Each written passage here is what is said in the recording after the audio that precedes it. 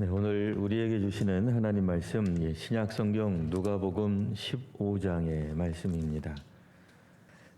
하나님의 말씀을 봉독하겠습니다.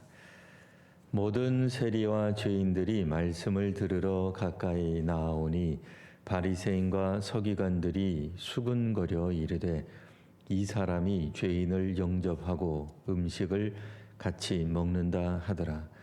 예수께서 그들에게 이 비유로 이르시되 너희 중에 어떤 사람이 양 100마리가 있는데 그 중에 하나를 잃으면 99마리를 들에 두고 그 잃은 것을 찾아내기까지 찾아다니지 아니하겠느냐. 또 찾아낸즉 즐거워 어깨에 메고 집에 와서 그 벗과 이웃을 불러 모으고 말하되 나와 함께 즐기자. 나의 잃은 양을 찾아 내었노라 하리라. 내가 너희에게 이르노니 이와 같이 죄인 한 사람이 회개하면 하늘에서는 회개할 것 없는 의인 99으로 말미암아 기뻐하는 것보다 더하리라. 어떤 여자가 10 드라크마가 있는데 하나를 잃으면 등불을 켜고 집을 쓸며 찾아내기까지 부지런히 찾지 아니하겠느냐. 또 찾아낸즉 벗과 이웃을 불러 모으고 말하되 나와 함께 즐기자. 이는 드라크마를 찾아내었노라 하리라. 내가 너희에게 이르노니 이와 같이 죄인 한 사람이 회개하면 하나님의 사자들 앞에 기쁨이 되느니라. 아멘. 네, 오늘 말씀은 또 우리 성도님들이 기본적으로 여러 번 또 수십 번, 수백 번 들은 그런 말씀입니다. 이 말씀 이제 우리가 듣기 전에 먼저 그 교회력에 대한 이야기 잠깐 하고 본격적으로 이제 말씀을 보겠습니다. 오늘을 이제 우리 교회력에 따르면 특별한 날로 정해져 있습니다. 보통은 우리가 주일을 중심으로 무슨 주일 이제 이렇게 이제 하죠. 근데 이제 특별하게 우리가 그 교회력의 두 날 정도가 그 주중에 있습니다. 그 중에 하나가 이제 그 성금요일 해가지고 예수께서 십자가에서 죽으신 날, 그래서 이제 금요일에 있고요. 오늘이 이제 특별한 날인데 혹 아시겠습니까? 예, 제의 수요일이라고 불리우는 사순절이 시작하는 그런 날입니다. 부활절 우리 축제 전에 부활을 이제 우리가 축제처럼 축일로 기쁨으로 지내기 전에 정화라 그럴까요? 혹은 성결 혹은 이제 회개를 강조하는 그런 이제 40일간의 어떤 그런 기간, 우리 교회력에 있는 사순절을 말합니다. 절기 색깔로는 이제 보라색이 되겠습니다. 그래서 고난이라든지 회개, 속죄, 혹은 기도, 금식, 금욕, 이런 것들을 종종 우리들이 해왔던 그런 날들이 되겠습니다. 그리스도의 순환 또 십자가에서의 죽음을 묵상하는 그런 절기가 되겠습니다. 그래서 이 사순절을 앞두고 우리가 마침 또 회개에 관한 그런 생각들을 하게 되는데 오늘 그렇지 않아도 주제 중 하나 또 많이 나왔던 단어 중 하나가 회개가 되겠습니다. 그래서 오늘 말씀 우리들이 기본적으로 잘 알고 있는 말씀이고요. 보통 이 말씀 우리가 이제 묵상하고 또 설교하고 또 우리가 읽고 그럴 때 이런 이야기 많이 들으셨을 거예요. 오늘 본문에 있는 말씀을 보면 뭔가 좀 경제 원칙에는 좀 잘 안 맞는다. 이런 어떤 그런 그 주제를 가지고 오늘 말씀을 많이 보고는 했습니다. 그 이유 중에 하나는 찾고 난 다음에 잔치를 벌이는데 그 잔치 비용이 너무 좀 과도한 거 아니냐라는 의미에서 오늘날 우리들이 보통 경제 원칙 3가지 중에 흔히 우리가 잘 알고 있는 것 중에 하나가 비용이 사용돼야 된다면 최소한의 비용이 사용이 돼야 되겠다. 또 비용이 사용됐다면 똑같은 비용이라면 최대의 효과를 내야 되지 않겠느냐. 뭐 이런 정도 우리가 기본적으로 잘 알고 있습니다. 뭐 양 원래가 100마리였는데 한 마리 잃었다가 찾았는데 뭐 잔치를 뭐 동네 잔치를 하잖아요. 이런 드라크마도 원래 자기가 갖고 있던 것을 되찾은 것뿐인데 그러니까 어떻게 보면은 계산적으로 우리가 경제적인 어떤 원칙에 따르면 원래 내 것을 되찾은 거니까 내가 100을 가지고 있었는데 다시 100이 된 거고 10개를 가지고 있었는데 다시 10개가 됐기 때문에 똑같은 거죠. 손해를 안 본 거죠. 뭐 더 소위 말하는 뭐 잉여가 생겼느냐, 잉여 어떤 그런 재산 가치가 생겼느냐 아니라는 거죠. 그런데 잔치를 해버리면 그만큼 손해 나는 거 아니냐. 뭐 이제 이런 이야기들 이제 종종 하곤 했습니다. 그래서 하나님 우리가 이제 그 나라를 어떻게 봐야 되느냐 이런 것들을 뭐 이렇게 잃은 어떤 양, 잃은 드라크마를 찾기 위해서 상당히 많은 것들을 어쨌든 투자하는 뭐 이런 쪽으로도 이제 우리가 종종 보기도 했습니다. 그러니까 이런 기본적으로 이런 부분들은 어느 정도 우리가 성경을 통해서 알고 있는 내용입니다. 그리고 주제는 하나님 나라에서 찾는 그런 기쁨을 말하고 있는 것이죠.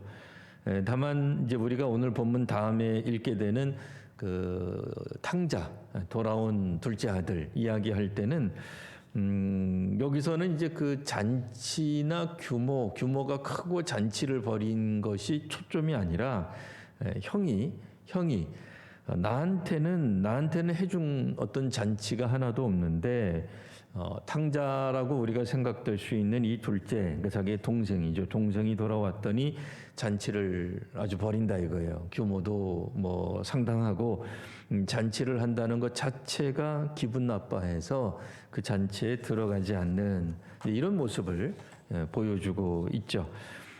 그래서 어쨌든 경제 원리보다는 이제 그 돌아온 탕자의 비유까지 가게 되면 거기서는 왜 나한테는 해주지 않는 일종의 특혜가 우리 동생에게는 있는 거냐? 왜 나의 수고는 알아주지 않는 거냐? 왜 나한테는 배려해주지 않느냐?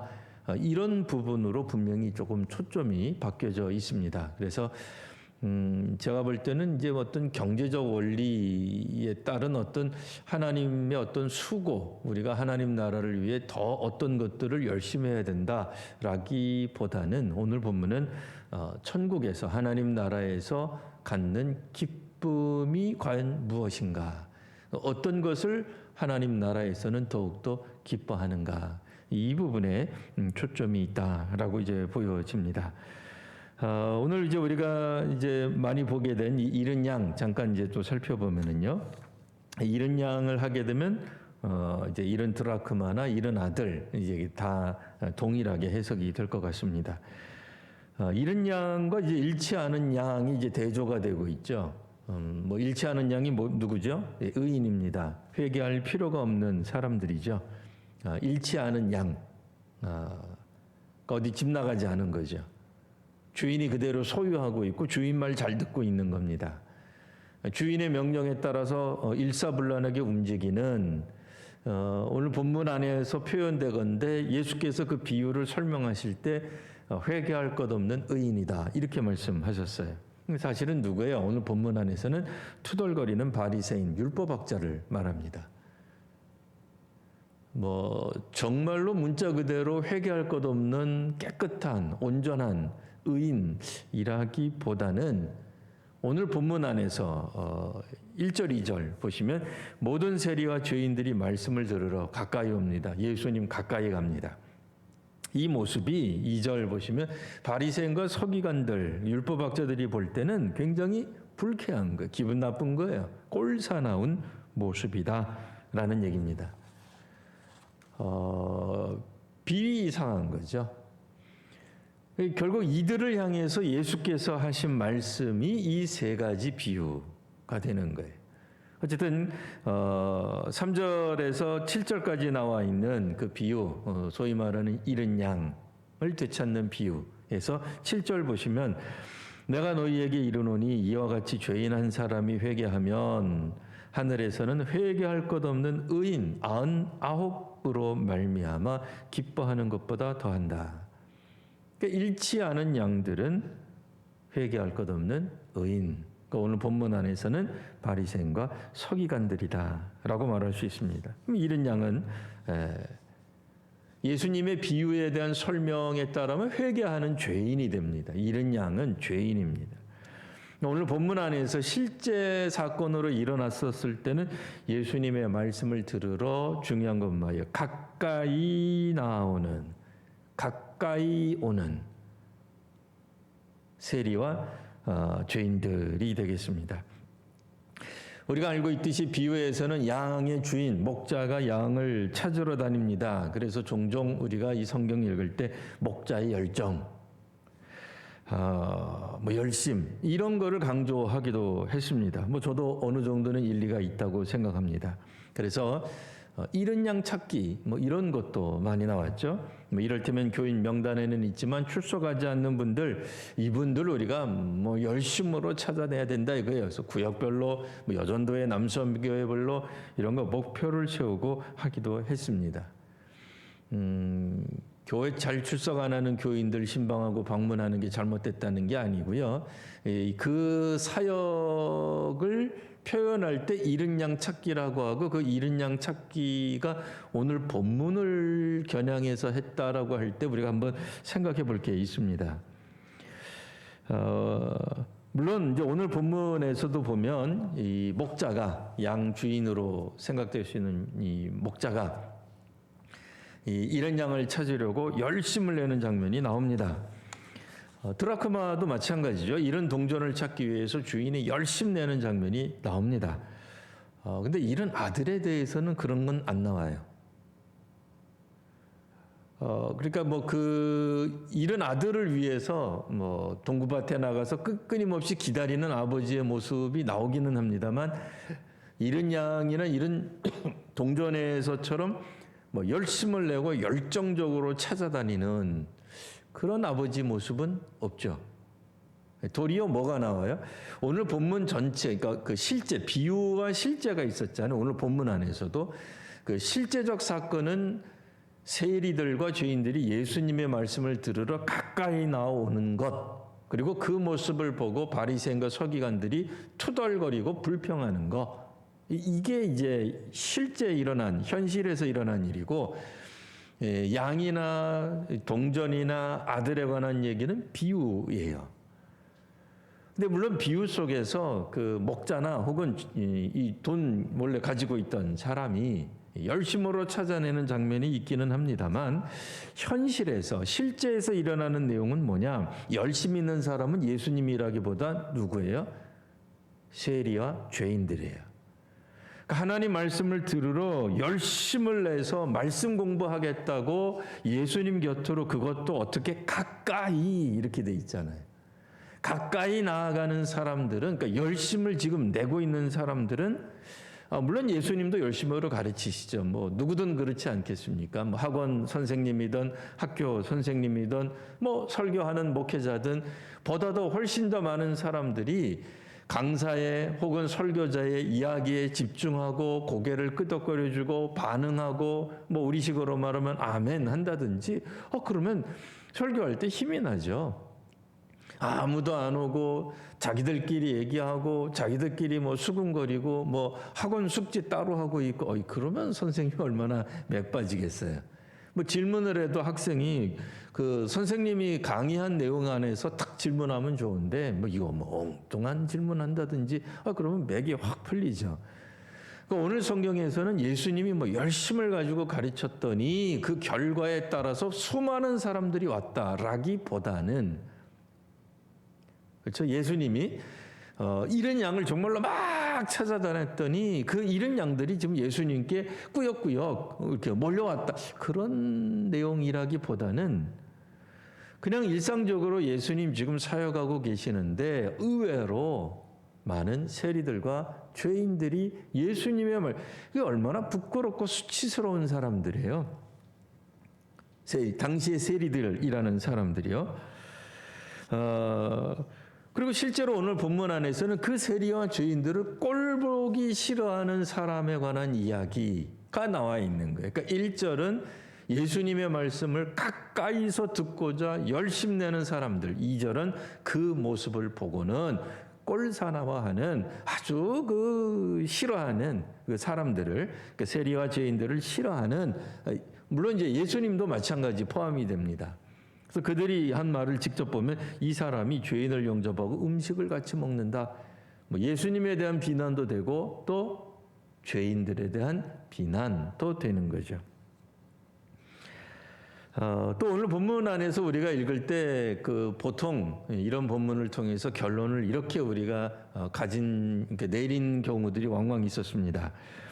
자, 누가복음은 기본적으로 사회적 약자, 가난한 자, 뭐 허물 많은 자들을 향한 복음의 선포다.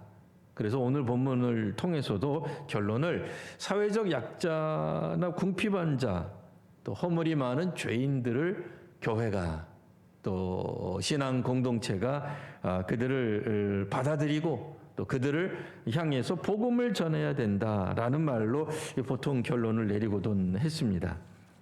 근데 정말 세리들이 그때 당시에 가난한 사람이었을까요? 사회적 약자였을까요? 그러니까 기본적으로 저는 교회가 사회적 약자와 가난한 자들을 포함해야 되고 그들을 초대해야 된다고는 생각합니다. 다만 오늘 본문이 사회적 약자와 가난한 사람들을 향한 예수 그리스도의 사역 혹은 하나님 나라 사역으로 결론 내릴 수 있는가?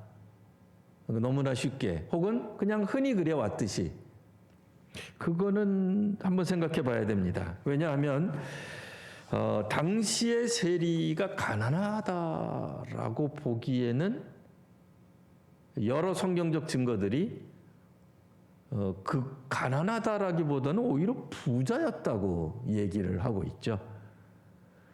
사회적 과연 약자였겠느냐? 그러니까 호령하는 사람, 갑질하는 사람이 아니라 세리가 정말 저 밑바닥에 있었겠는? 그렇진 않죠. 오히려 로마가 통치하던 시대에 로마의 일종의 앞잡이로서 나름대로 그때 당시의 사회 경제적으로는 뭐 최고층은 아니어도 일반 서민들에 비해서는 분명히 권력도 있고 힘도 내고 뭐 사개오도 그러잖아요. 그러니까 예전 성경에 보면 내가 예수님 만난 다음에 회개한 다음에 내가 토색한 일이 있으면 네게 토색하다는 게 뭐냐면 권력을 이용해 가지고 다른 사람에게 갑질하는 게 토색이에요. 이를테면은 뭐 영화 같은 거 보면 그런 거 나오잖아요.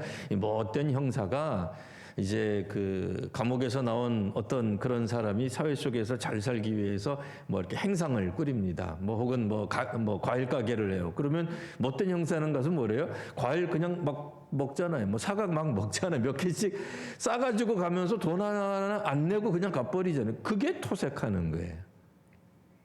자기의 신분이나 지위를 이용해서 다른 사람들에게 피해를 주고 알아서 뇌물을 바치게끔 하는 거. 그게 토색이거든요.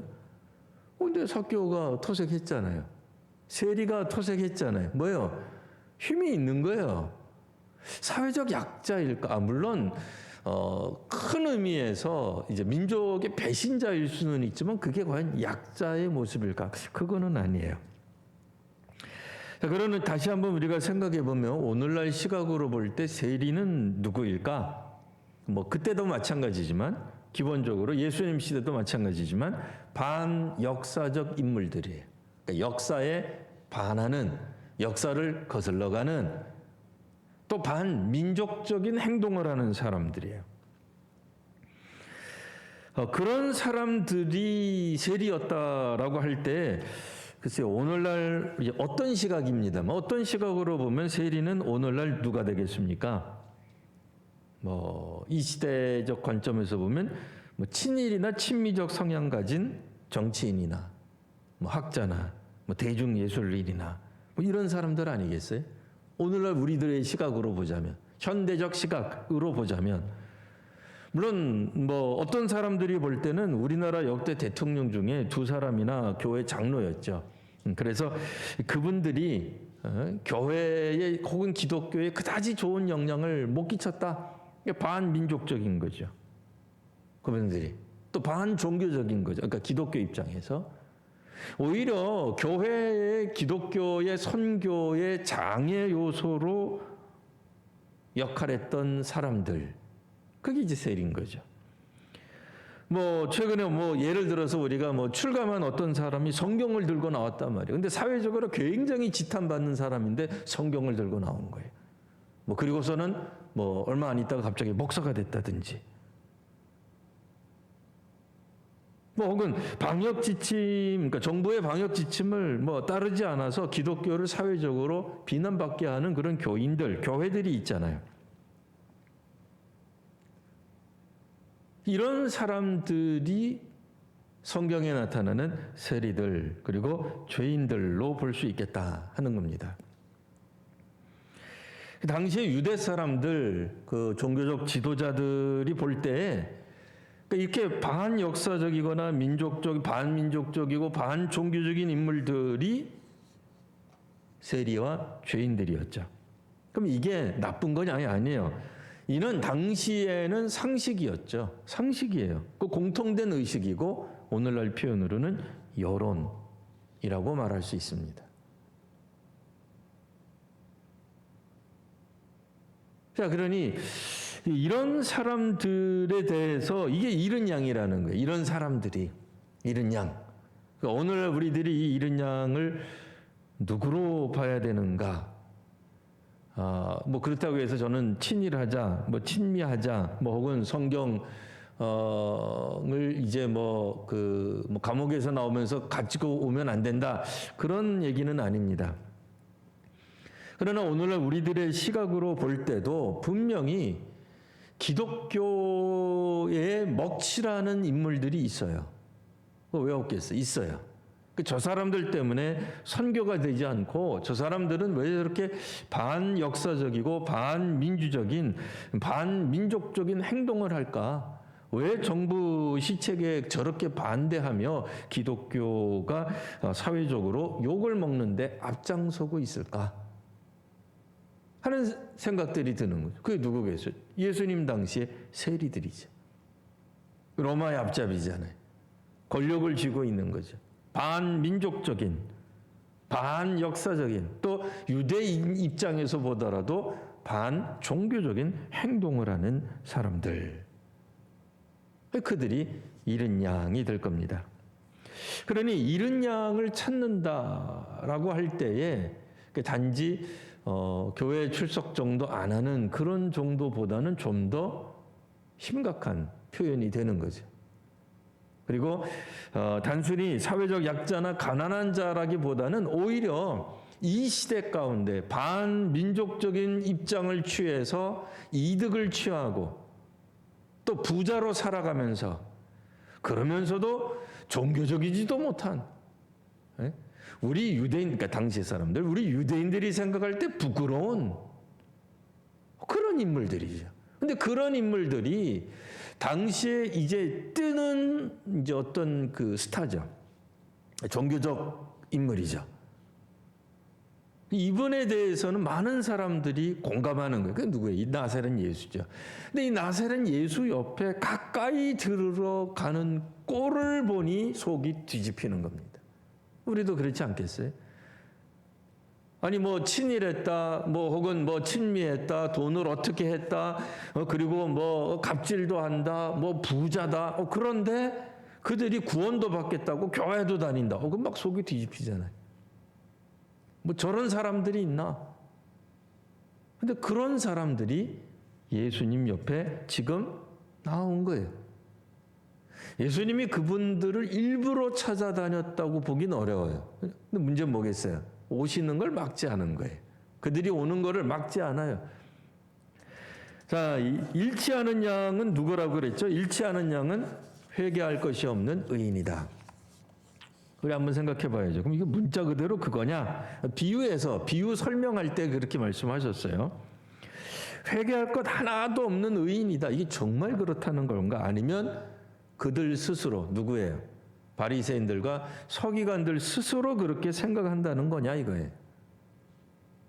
정말로 회개할 것이 없는 의인을 말할까요? 한 번 더 생각해 봐야죠. 자, 당시에 어쨌든 우리가 생각하는 바리새인들, 율법학자들, 서기관들, 율법학자들이 과연 부자로 살고 로마 치하에서 정치적으로 높은 지위를 누렸을까? 아니죠. 이번엔 그게 또 아닙니다. 바리새인들, 또 서기관들이 로마 치하에서 부자로 살았지 않습니다. 부자로 살지는 않았어요. 또 정치적으로 높은 지위를 갖지는 않았어요. 당연히 로마 치하에서 그들이 정치적으로 높은 지위 갖기는 어렵죠. 그러니까 사회적으로 사람들에게 존경을 받았지만, 존경은 받았어요. 왜냐하면 종교 지도자니까 존경은 받았지만 그들이 정치적으로 높은 사람, 사회적 강자 그런 건 아니었던 것 같아요. 그러니까 도리어 반종교적이고 반민족적으로 살아갔던 사람들은 세리였어요. 그들이 사회적 강자로 갑질하고 부자로 살면서 당시 유명했던 진실하다고 알려진 이제 새로운 종교 지도자로 부각받고 있는 예수님 옆에서 말씀을 듣는다는 게 견딜 수 없었던 겁니다. 그럼 바리새인과 서기관들의 이런 입장이 완전히 나쁜 걸까요? 그렇게 보기는 어렵겠죠. 오늘 우리도 만일 이 땅 위에서 누군가가 사회적으로 약자가 아니라 강자로 갑질하면서 부자로 살면서 그러나 완전히 비종교적인 그런 삶을 살면서도 무슨 생각이 들었는지 그들이 갑자기 교회로 나오고 진실하게 살겠다 그러고 예수 믿는 사람으로 살겠다고 하면 우리도 속이 뒤집히지 않겠어요? 근데 오늘 말씀의 포인트는 어디에 있다? 비유도 비유지만 실제와 비유 사이에서 다시 한번 살펴보면 우리 다 아시는 얘기, 실제는 어떤 일이 벌어졌다고요? 예수님 곁에 세리와 죄인들이 가까이 나온 거예요. 그리고 그 모습을 본 바리새인과 서기관들이 수근거린 거예요. 불평한 거에 불만을 토로한 겁니다. 죄인을 영접하고 어떻게 음식을 같이 먹을 수가 있지? 라고 하는 거죠. 이런 양의 비유에서도 결론은 이렇습니다. 7절 하늘에서 회개할 것 없는 의인 99보다 죄인 한 사람이 회개하는 것을 더 기뻐한다. 이런 드라크마, 이런 동전에서도 마찬가지죠. 10절에 보면 이와 같이 죄인 한 사람이 회개하면 초점은 죄인 그리고 회개에 있습니다. 오늘 본문은 아닙니다만 이런 아들 탕자에 관한 얘기도 쭉 넘어가서 보시면 집에 계속 있었던 큰아들에 대해서는 큰아들은 노하여 들어가질 않아요. 잔치에 참여하지 않아요. 뭐예요? 하늘나라, 하나님 나라 가치관에 동의 못하는 거예요. 아버지의 답이 이렇습니다.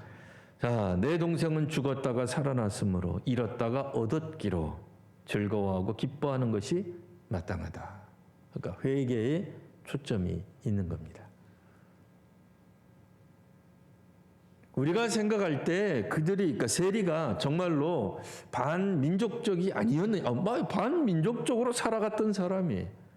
우리 시대로 말하면은 친일했던 사람들이에요. 일제 통치 시기에 친일파죠. 매국노죠. 민족의 앞잡이 이 민족적인 입장에서 서 있던 사람들이죠. 그들이 과연 복음을 받아들일 수 있는가? 그들이라 할지라도 그들의 출신이, 그들이 살아왔던 모습이, 그들의 현재의 삶이 아직까지는 크게 회개되지는 않았어요. 바뀐 건 없어요. 근데 그들이 예수님의 말씀에 굉장한 관심을 갖는 거예요. 그래서 예수님에게 그들이 이런 비난 가운데서도 나온다는 거예요. 그러니까 우리가 전통적으로 알고 있었던 이른 양 찾기하고는 조금 포인트가 다르다 그 얘기입니다. 경제적 원리하고 뭐 이렇게 설명할 수 있는 그런 내용이 아니다 그 얘기죠. 초점은 회개하기 위해 죽게 나오는 사람, 그들에게 소위 말하는 뭐 인종이든 뭐 학력이든 학벌이든 그들의 정치 성향이든 심지어는 반민족적이든 그러니까 그들의 어떤 그런 모습, 현재 지금까지 살아온 모습과는 관계없이 어쩌면 여전히 세리들은 예수님의 말씀을 듣고도 당장은 온전히 우리가 생각하는 것만큼 완전히 회개하는 삶, 회개에 합당한 열매를 맺지 못할지도 모릅니다. 바리새인과 서기관들의 비난이 아주 부적절하다 이렇게 보여지지는 않아요. 그만큼 그게 상식이잖아요. 왜 우리도 정의롭으니까, 우리도 불의를 싫어해야 되니까 이 땅 위에 정의와 공의를 사랑하며 사회적 약자와 가난한 사람들에 대한 복음을 전파해야 되니까요. 근데 반대로 성경은 사회적 강자나 부자는 차별할까요? 그렇지 않습니다. 반민족적인 입장을 가지고 지금 사회적 강자와 부자로 살아가는 이런 치졸한 매국노 같은, 매국노죠 사실은. 이런 사람들에게도 복음은 열려 있는 겁니다. 도리어 살짝 예수님이 비난하셨던 내용이 있죠. 그게 뭐예요? 회개할 것 없는 의인.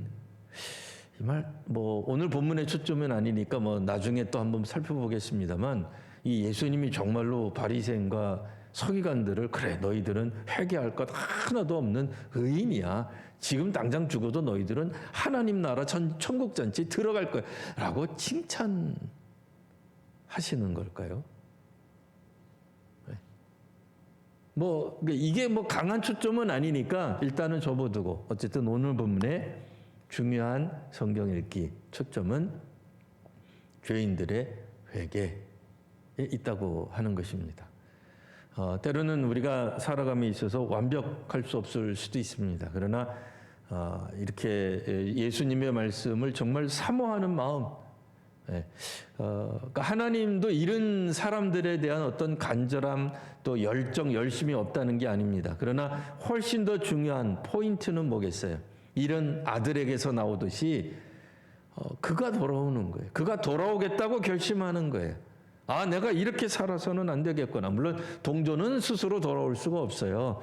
양도 그게 쉽지 않아요. 그러나 아들에 와서는 이게 얘기가 확 반전이 되는 거죠. 그렇잖아요. 뭐 양이 뭐 어차피 뭐 길을 잃었는데 뭐 자기가 돌아올 것 같았으면 뭐 길을 잃겠어요. 근데 동조는 뭐 자기가 집 나간 것도 아니고 자기가 실수한 것도 아니죠. 그러나 이런 아들에 있어서는 너무나 분명한 거예요. 그 아들이 잘못한 거예요.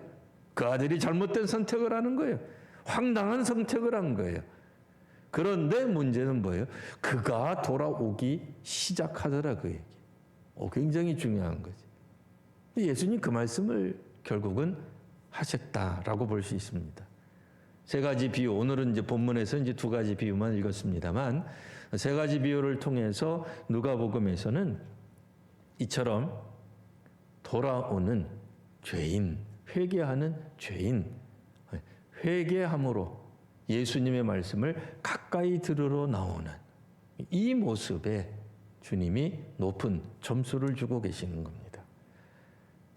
사람들의 시각과 주님의 시각이 그런 의미에서 차이가 나는, 차별되고 구별되는 오늘 본문입니다. 오늘 다시 한번 우리가 이 시대를 살아가며 이 시대가 생각하는 어떤 사회적 정의, 공공성을 저희가 뭐 무시하자는 얘기는 아닙니다.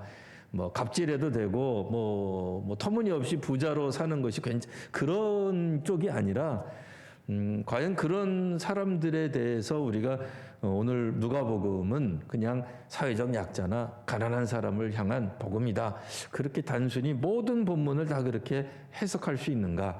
그거는 아닌 것 같아요. 본문에 따라서 분명히 사회적 약자에 대한 교회적 관심을 표명하는 것도 있지만 그런 관점에서 본다면 오늘 본문은 도리어 사회적 강자, 부자, 게다가 반민족적인 행동을 하는 이 악한 사람들이죠. 당시 시대 정신뿐 아니라 오늘날 우리들의 관점에서 보더라도 정말 사악한 사람들이죠. 세리와 죄인들. 그들에게도 중요한 게 뭐예요? 열심내는 거예요. 마찬가지로 오늘의 결론은 뭐가 되겠습니까? 바리새인과 서기관이라 할지라도 예수님의 말씀에, 하나님의 말씀에 가까이 들으려고 하는 그들의 열심이 없으면 안 되는 거예요. 누구든 사회적으로 많이 가졌던 못 가졌던 강자든 약자든 부자든 가난한 사람이든 누가 되었든지 간에 하나님 앞에서 주의 말씀을 듣고 회개하기 위해 나오는 사람들, 그들을 하늘나라에서 기뻐하는 것입니다. 마침 오늘 사순절 시작인 날과 이 회개라고 하는 주제와 딱 맞아떨어지는 그런 본문이 되었습니다. 오늘도 우리가 다시 한번 하나님의 말씀을 전에 우리가 읽었던 그런 개념으로만 읽지 마시고 다시 한번 본문 안에서 본문이 정확하게 어떤 걸 의미하는지 다시 한번 살펴보는 그런 또 귀한 시간들 되시길 바랍니다. 기도하겠습니다. 아버지 하나님, 모든 세리와 죄인들이 주의 말씀을 듣기에 나오는 것에 대한 사람들의 평가, 또 반대, 불평도 있었습니다. 아버지 하나님, 오늘도 이 땅을 살아가면서 우리들도 정말 이 기독교를 욕되게 하는 그런 교회들, 교인들 보면 정말 속이 상하고 답답하고 정말 저런 사람들 때문에 기독교가 욕을 먹는다, 우리 수준이 떨어진다라고 생각하는 경우가 있었습니다. 아버지 하나님, 오늘 혹 저희들 스스로 다른 이들을 차별하고 우리가 그들보다도 훨씬 더 우월한 신앙을 가지고 있다고 스스로 잘못 생각하고 있는 건 아닌지 모릅니다. 주님, 저희들도 주님 앞에서 회개하며 주의 말씀을 들을 때에 복을 받는 그런 존재임을 다시 한번 기억하게 하여 주시옵소서. 한국교회가 서로가 서로에게 돌을 던지고 비난하기에 앞서 서로의 약한 점, 연약한 점, 이런 부분들을 서로 잘 보듬어주고 또 채워주고 또 함께 나아가는 우리 한국교회가 되게 하여 주옵소서. 우리 교회가 특별히 이 나라와 이 세계를 위하여 열심으로 기도하게 하여 주옵소서. 아픈 이들, 또 정말 문자 그대로 병든 이들, 병든 사회, 병든 또 어떤 그런 모습들을 잘 치유할 수 있도록 저희가 사명을 잘 감당하며 기도하는 교회가 되게 하여 주옵소서. 걸어가신 우리 구주 예수님 이름으로 기도드리옵나이다. 아멘.